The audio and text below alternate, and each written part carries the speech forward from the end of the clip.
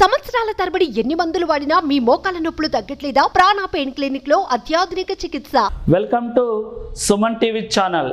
My name is Padam Sudhakar, faculty of geography, Telangana and Andhra Pradesh. మనం చూసామండి APPSC group 2 నుంచి జాగ్రఫీ నుంచి 30 మార్క్స్ అడుగుతున్నానండి. అందులో ఫిజికల్ జాగ్రఫీ గురించి ఇంతకుముందు వీడియోలో చూసుకున్నాం. ఆ తర్వాత ఎకనామిక్ జాగ్రఫీ ఇంతకుముందు వీడియోలో చూసుకున్నాం. హ్యూమన్ జాగ్రఫీ నుంచి మనం చూస్తున్నట్లయితే దాదాపు ఇందులో కూడా 10 ప్రశ్నల వరకు అడగొచ్చండి. మరి హ్యూమన్ జాగ్రఫీలో ఎలా అడుగుతున్నారంటే జనాభాను గురించి అధ్యయనం చేసే శాస్త్రాన్ని ఏమంటారు? జనాభాను గురించి అధ్యయనం చేసే శాస్త్రాన్ని డెమోగ్రఫీ అని పిలుస్తారు. మరి 1900 మొదటి జనగణన ఎప్పుడు ప్రారంభించారంటే 1872 సంవత్సరంలో దాదాబాయ్ లార్డ్ మేయో ప్రారంభించారు. 1881 సంవత్సరంలో లార్డ్ రిప్పన్ అధికారికంగా జనగణన ప్రారంభించాడు. 1901 సంవత్సరం నుంచి ప్రతి 10 సంవత్సరాలకు ఒకసారి జనగణన అనేది చేయడం జరుగుతుంది. 2011 సంవత్సరంలో 15వ జనగణనగా చెప్పుకోవచ్చు.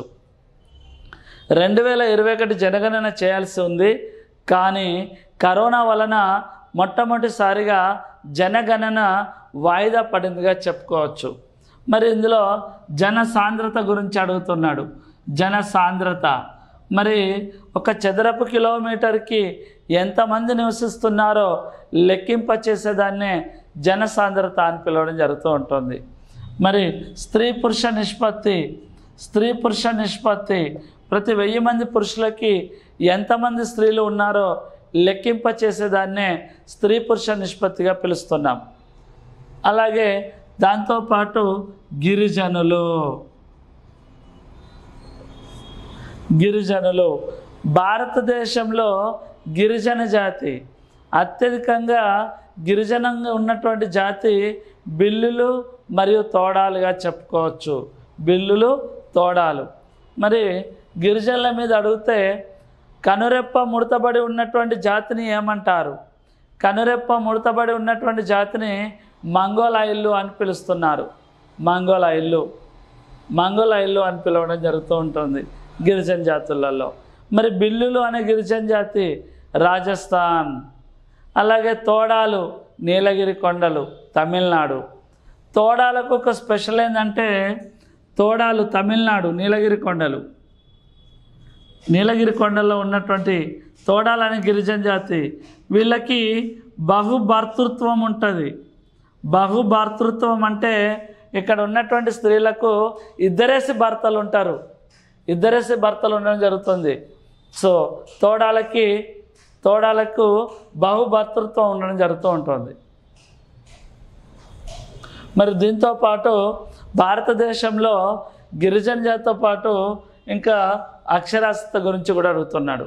మరి అక్షరాస్యత ఎక్కువగా ఉన్నటువంటి రాష్ట్రం కేరళ, అక్షరాస్యత తక్కువ ఉన్నటువంటి రాష్ట్రం బీహార్. ఇలా అనేకంగా అంశాలు ఆది మానవుల కాలంలో నుంచి మానవ జాతి ఏ విధంగా వచ్చిందనే దాని అంశాలు ఇక్కడ హ్యూమన్ జాగ్రఫీ నుంచి చూసుకోవడం జరుగుతుంది. ఇది ఏపీపీఎస్సీ గ్రూప్ 2 నుంచి జాగ్రఫీ నుంచి 30 మార్కులు. ఈ 30 మార్కులు దాదాపు చూడండి physical geography, economic geography, human జాగ్రఫీలతో పాటు డిజాస్టర్ మేనేజ్మెంట్ లాంటి అంశాలు కూడా ఇందులోనే మిక్స్ చేసి అడుగుతూ ఉన్నాడు. ఇలా ప్రతి సబ్జెక్టుని ఇలా డివైడ్ చేసుకొని చదివి జాగ్రఫీలో 30కి 30 మార్కులు సాధించాలని కోరుకుంటూ wish you all the best. Thank you.